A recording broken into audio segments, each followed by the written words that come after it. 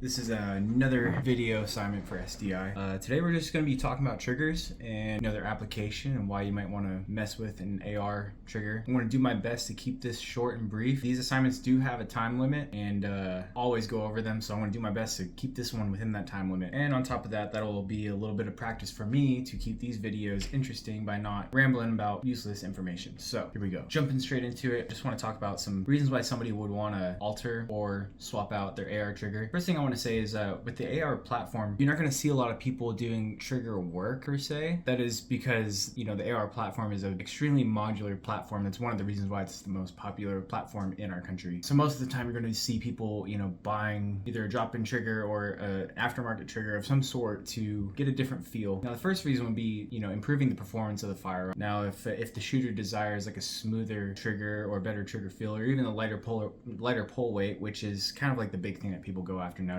this could kind of grant a shooter with a more predictable trigger pull each time. Another reason would be competition shooting. It's kind of like a sub reason. Now competition shooters will often get a trigger job done or a trigger swap done to, like I said, have a more predictable trigger pull each time. Also, this can also give them an advantage during competition by giving them more precise and faster shots. Personal preference is another reason. A lot of gun enthusiasts, you don't have to be a competition shooter or law enforcement officer to have a reason to have a lot of guns. You just be collecting them, and if you shoot a lot of guns, you just want to be comfortable with your guns. And then also safety concerns is another one. Obviously, if you have something that's too light of a trigger pull and you're training your kids, I mean, my daughter's 7, she's about to start shooting here pretty soon. I'm not going to train her on a gun that has a 1.5 pound trigger pull. Now there also are times when trigger work would not be the recommended route to go with your AR. First thing would be legal restrictions. There are states where modifying trigger systems or the fire control group in your firearm is actually illegal. I can't name off those states exactly, but you know who you are. A lack of skill and knowledge in the area is another one. If you don't really know what you're doing, and if you haven't done your research on how to do it, if it's your first time, I'd recommend just letting your local gunsmith do it for you, because the trigger, improper trigger work can lead to some pretty bad stuff.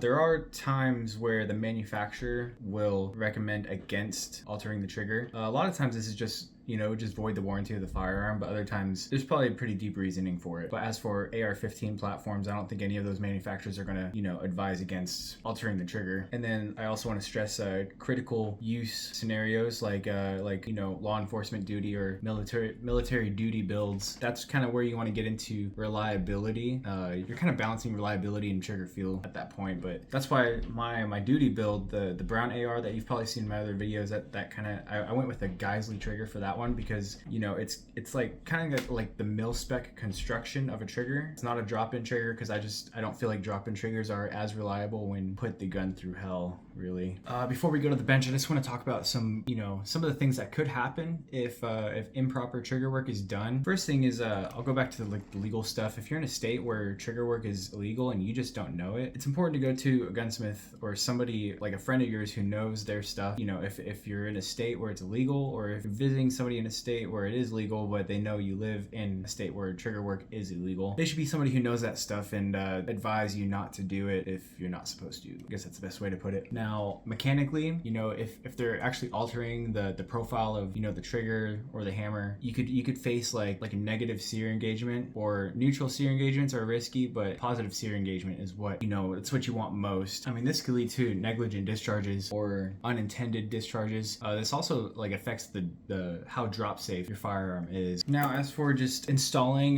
triggers, like aftermarket triggers in your AR, especially if they're not drop-in triggers, you want to make sure you're doing your research, or if somebody else is doing it, make sure it's somebody that is good at this. It sounds crazy, but parts can be left out if it's not, if it's a novice doing the job for you. In a discussion post, I think it was 2 weeks ago, I had to mention a buddy of mine who bought a AR from somebody. It was a home-built AR-15. He mentioned that it would intermittently burst fire, but it turns out at the end of the day, the disconnector inside the trigger group was completely missing. Yeah, you could have issues like that. Just make sure you're doing your research and make sure you're going off of the manufacturer's installation guide or manual on how to do it. Get educated, sign up for SDI. That's my biggest recommendation. I'll even put a link in the description down below. And when it's time for you to test the parts that you install, make sure you know the risks of what could happen. Don't manifest mishaps, but just be aware of them. But yeah, with that being said, let's go to the bench. Now, if you haven't caught on already, this video is kind of like a safety video. So I want to go over my process anytime I clean my firearms or work on them. I look for the same things every time. Now, before I even take the firearm apart, I'll make sure that the fire control group is working properly. This is kind of like my inspection, my pre-breakdown inspection, if you want to put it that way. We've gone over this several times in other videos, but we'll do it again just so you know. I always begin my cleaning jobs or any gunsmithing tasks with a good clearing of the firearm and an operational check. First things first, make sure there's no ammunition source, and then check for clear. First, we'll check the safe. Nothing. Fire. Good to go. Reset. Now I'll do a field strip. Before breaking down the firearm, this is part of my pre-breakdown inspection, is making sure that the bolt's locking fully. Now, as Grant Thumb likes to say, I like to go tip to butt with this exterior pre-breakdown inspection. This is where we start talking about witness marks. So on the muzzle brake, once I timed this, once it's torqued to spec, it shouldn't move, but I like to mark the critical areas that could potentially move over time. And if it starts walking, while I'm shooting on a really intense range day, I'm gonna see it right there. And then also I always mark my gas block, so if it starts rotating, I'll be able to see that as well. The foregrip, I mark both sides, so that's just the bolt protruding through the nuts, and then I also mark the bolt heads as well. And then you got your handguard fasteners. Those look good as well. You can inspect the locking of the bolt also. And then obviously you want to check the roll pins that hold your trigger in place, or your fire control group if you want to be exact. This is technically your trigger pin, and that's going to be your hammer pin. And then I have one on the castle nut for the receiver extension as well. Now we can break this bad boy down. Actually, all my guns are girls because they all have names. This one is not named yet. If you have any suggestions, comment in the comment section below.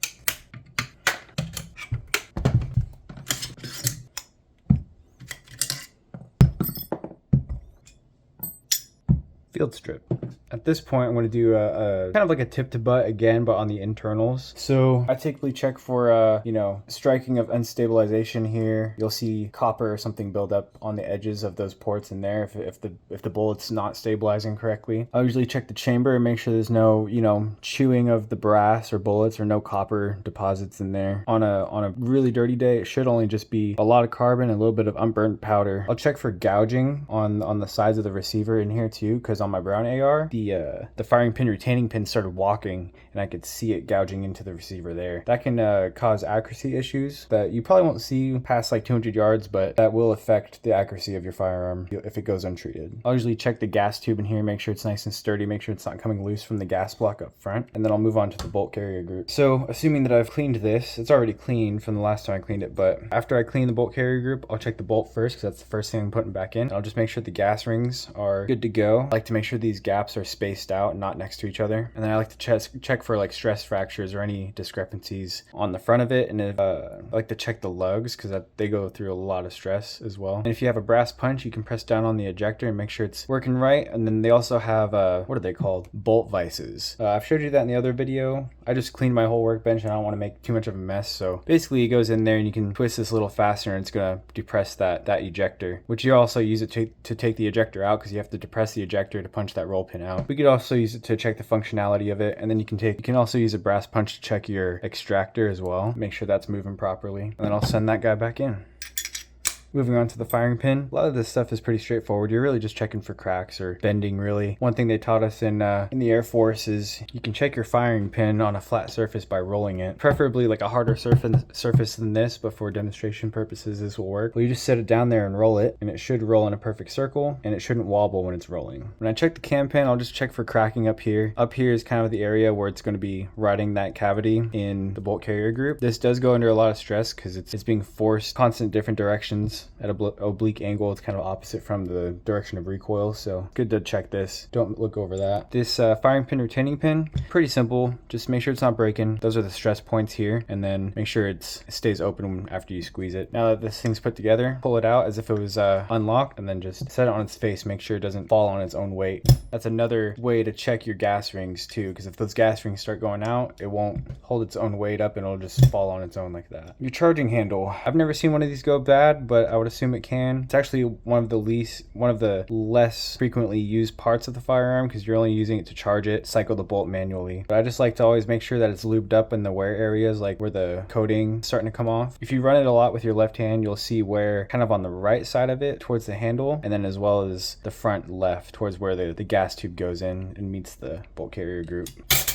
I'm gonna go over the trigger next. Really, when I inspect my triggers, I just try to make sure, you know, there's good sear engagements for what I can see. A lot easier to see the hammer sear on a mil-spec trigger, but this one, you just gotta feel for it, really. One big thing you wanna make sure you don't see on here is any corrosion on the searing surfaces. Other than that, just make sure all the moving parts are moving freely with the proper spring tension they need. Oh, and very important part, you wanna check your safety selector as well. If you have any play when it's on safe, well, at least for this trigger in particular, if there's any play when it's on safe, that's not a good sign. That's typically a thing for single stage trigger. Making sure your safety selector detent is engaging with the safety selector itself properly is very important. I wouldn't recommend keeping a safety selector that feels kind of spongy. It should feel pretty clicky, pretty precise, and, you know, a very concise click each time.